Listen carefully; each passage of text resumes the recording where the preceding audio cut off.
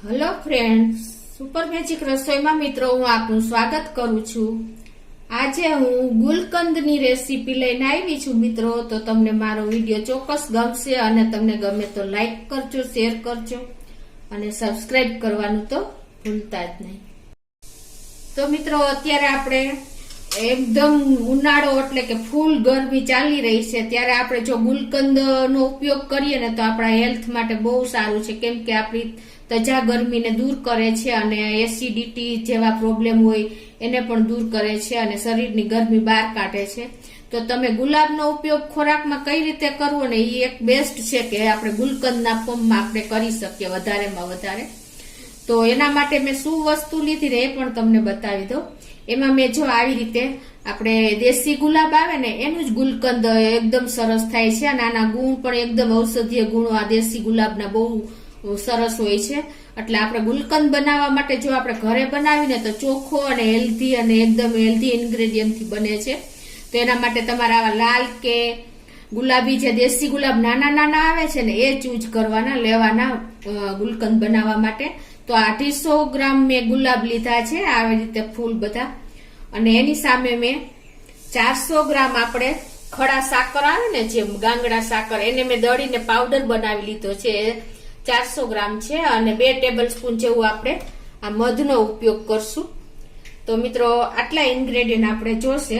તો હવે આપણે બનાવવાનું ચાલુ કરીએ। તો હવે આપણે આ ગુલાબના જે ફૂલ છે ને એને આ રીતે આપણે એની વચ્ચેથી પકડીને અને આ રીતે આપણે એની પાંદડી અલગ કરી લેશું। તમે જોઈ શકો છો કેવા એકદમ નાજુક ફૂલ હોય છે ગુલાબના। આપણે બધા ફૂલ કરતા ગુલાબનું ફૂલ આપણને લુકમાં અને સ્મેલ ટેસ્ટમાં બહુ સરસ હોય છે। તમે જોઈ શકો છો આ ગુલાબના ફૂલમાં વિટામિન સી અને એન્ટીઓક્સિડન્ટ ફૂલ પ્રમાણમાં હોય છે, જે આપણને સ્કિનના રોગ કે વાળ માટે બેસ્ટ છે મિત્રો। અને આ હાર્ટના પેશન્ટ હોય ને એના માટે પણ આ ફૂલ ગુલાબના ફૂલ બહુ કામ કરે છે મિત્રો, જે રોગ પ્રતિકારક શક્તિ વધારવામાં પણ આપણને ઉપયોગી છે। તો ખાસ આપણે ઉનાળામાં ગુલકંદનો ઉપયોગ કરીને એનો ઉપયોગ કરી લેવો જોઈએ ખોરાક તરીકે। તો આ રીતે આપણે જો એકદમ બધી પાંખડી ગુલાબની તોડી લેશું। તમે જોઈ શકો છો। તો જો આ રીતે આપણે બધી પાંખડી એને અલગ કરી લીધી છે ફૂલમાંથી। આ દેશી ગુલાબની મિત્રો સ્મેલ એટલી શ્રેષ્ઠ હોય છે ને કે સ્મેલ અને સુગંધ એટલે કે એનો લુક કે આપણને જોતા જ ગમી જાય એવું છે। હવે આ બધી પાંખડી આપણે અલગ કરી અને એને એક પાણીએ ધોઈ નાખવાની છે, એટલે એમાં કાંઈ પણ રસ્ટ કે કચરો કે હોય ને તો એ નીકળી જાય। આ રીતે ચોખ્ખા પાણી આપણે ધોઈ નાખશું મિત્રો। ઘરે ગુલકંદ બને ને એ એકદમ હાઇજેનિક બને છે। તો આપણે આ રીતે દેશી ગુલાબનો ઓરિજિનલ ગુલકંદ જ બનાવવાનો છે, અને આમાં હું એક સિક્રેટ ઇન્ગ્રેડિયન્ટ ઉમેરીશ ને એને હિસાબે આપણો ગુલકંદ આખું વર્ષ એવો ને એવો લચકા જેવો રહેશે।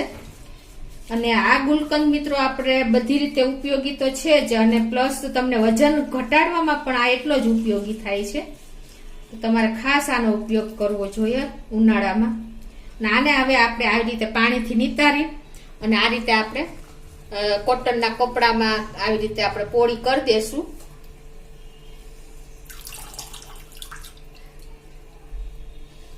આ રીતે ફરતી આમ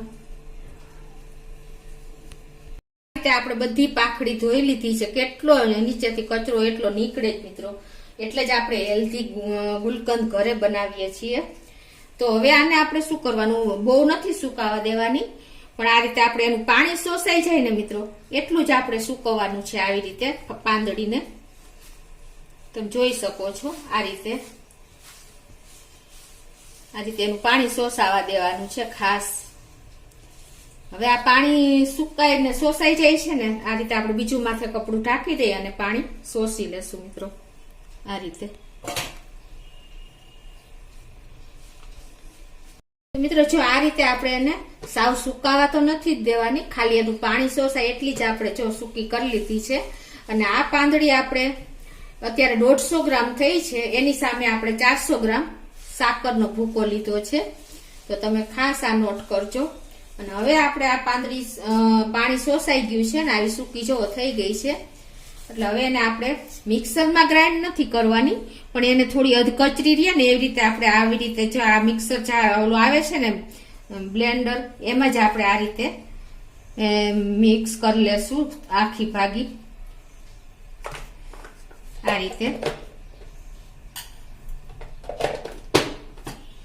આપણે એને ફેરવીને આ રીતે આપણે અધકચરી કરી લેવાની છે પાંદડીને.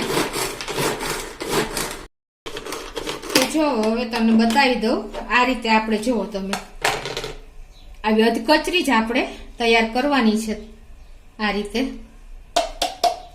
એ જ રીતે હવે હું બધી પાંદડી આવી રીતે કરી લઉં છું.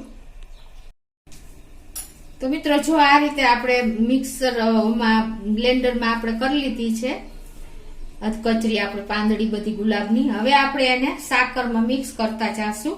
તો એકી સાથે બધી આપણે મિક્સ નહીં કરીએ, આ રીતે આપણે થોડી થોડી નાખતા જાશું અને મિક્સ કરતા જાશું આ રીતે. થોડીક પાંદડી નાખીને પછી એમાં આપણે આ સાકરનો ભૂકો નાખશું આ રીતે,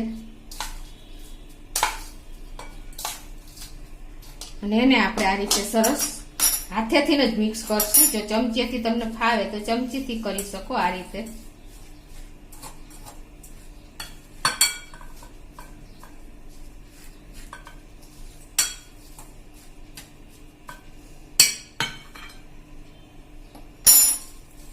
આવી રીતે મિક્સ કરતું જવાનું. પાછી આપણે આ પાંદડી નાખશું અને પાછી આપણે એમાં સાકરનો થર કરશું.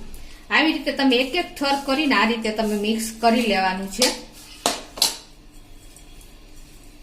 મિત્રો આપણે ખાંડ મિક્સ કર્યા પછી આપણે આવી રીતે હલાવ્યું એટલે તમે જોઈ શકો છો કે જો અત્યારે એકદમ લચકા જેવું થઈ ગયું છે અને એનું પાણી પણ છૂટવા માંડ્યું છે સાકરનું. તમે જોઈ શકો છો કેવો એકદમ લચકો થઈ ગયો છે. હવે આવું થઈ ગયા પછી આપણે શું કરવાનું છે કે એને એકદમ આમ સોફ્ટ રાખવા માટે હું જે તમને સિક્રેટ ઇન્ગ્રેડિયન્ટ કહેતી હતી ને, એ સિક્રેટ ઇન્ગ્રેડિયન્ટ છે આપણે મધ. તો મિત્રો આપણે હવે આમાં છેલ્લે સુધી આવું લચકા જેવું રહીએ અને ખાંડની ચાસણી થયા પછી કણી ન થાય એટલા માટે આપણે એમાં મધ 2 ટેબલ સ્પૂન એડ કરશું આ રીતે.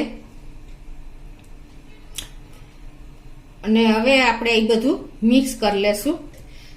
મિત્રો એકદમ હેલ્ધી ઓર્ગેનિક અને દેશી ગુલાબનું આપણે ગુલકંદ મધ નાખીને એક આપણે તૈયાર કરીએ છીએ. તમે જોઈ શકો છો એની શાઇનિંગ પણ વધી જાય છે, એનો લચકો દાર એકદમ આમ મોઢામાં જોતા પાણી આવી જાય એવું હેલ્ધી આપણું ગુલકંદ તૈયાર થશે. મિત્રો આને હિસાબે આપણે ખાંડમાં ક્રિસ્ટલ પણ નહીં થાય ચાસણી થયા પછી, અને એકદમ સરસ આપણું લચકા જેવો બહારથી પણ સરસ ગુલકંદ તૈયાર થશે. એનો કલર તમે જુઓ એકદમ ગુલાબી રેડ જેવો એકદમ શાઇનિંગ વાળો થઈ ગયો છે.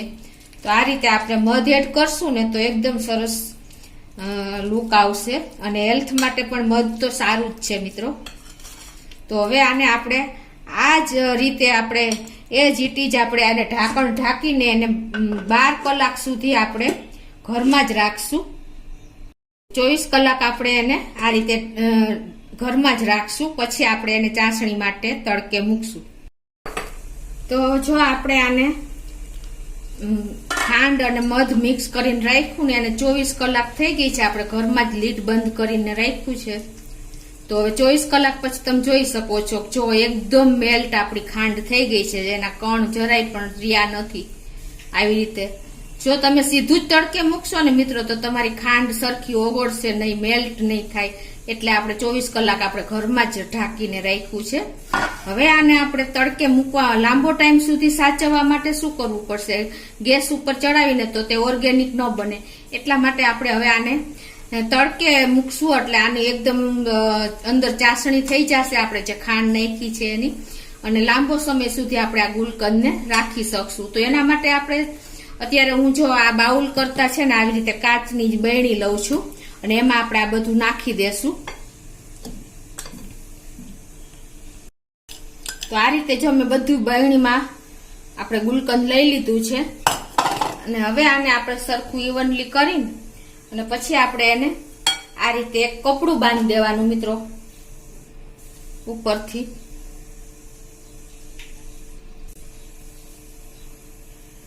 આ રીતે કપડું બાંધીને અને પછી આપણે હવે એને તડકે મૂકશું 3 દિવસ. એટલે આપણું એકદમ અંદર આપણા ગુલકંદમાં ચાસણી થઈ જશે અને આપણું ગુલકંદ પણ તૈયાર થઈ જશે. એટલે આ રીતે આપણે આ પ્રોસીજર કરવી જરૂરી છે. તો આ રીતે આપણે એને તડકે 3 દિવસ સુધી રાખશું અને સાંજના આપણે એમાં ચમચો ફેરવતા રહેશું 3 દિવસ સુધી. એટલે આપણું એકદમ ગુલકંદમાં ચાસણી તૈયાર થઈ જાય મિત્રો. તો હવે આપણે 3 દિવસ પછી જોશું.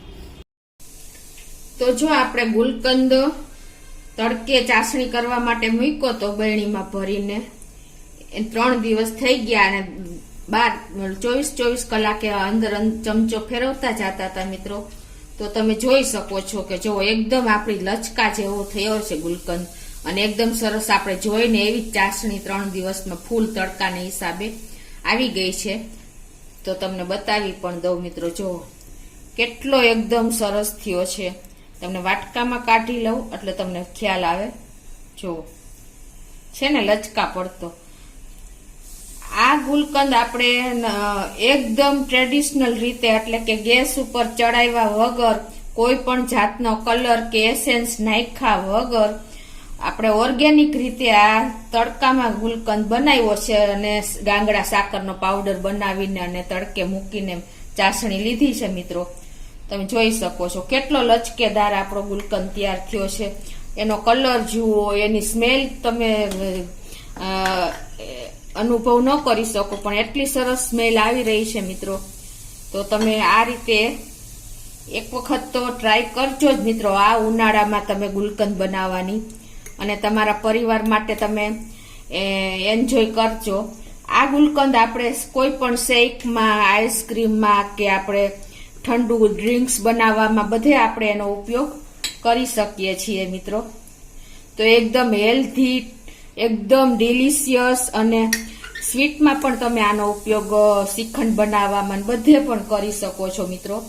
એટલો સરસ આપણો કલર પણ આવ્યો છે, ચાસણી પણ પરફેક્ટ આવી ગઈ છે. તો તમને જોઈ શકો છો ને કેટલો સરસ કલર અને કેટલું લચકેદાર આપણો ગુલકંદ તૈયાર થયો છે મિત્રો. તો આપણે આ ગુલકંદ આખું વર્ષ ફ્રીજ વગર સાચવી શકીએ છીએ અને એવું ને એવું રહે છે મિત્રો, બગડતું નથી. એટલે તમે ખાસ આ નોટ કરજો મિત્રો. અને તમને મારો વિડીયો ગમે તો લાઈક કરજો, શેર કરજો અને સબસ્ક્રાઇબ કરવાનું તો ભૂલતા જ નહીં.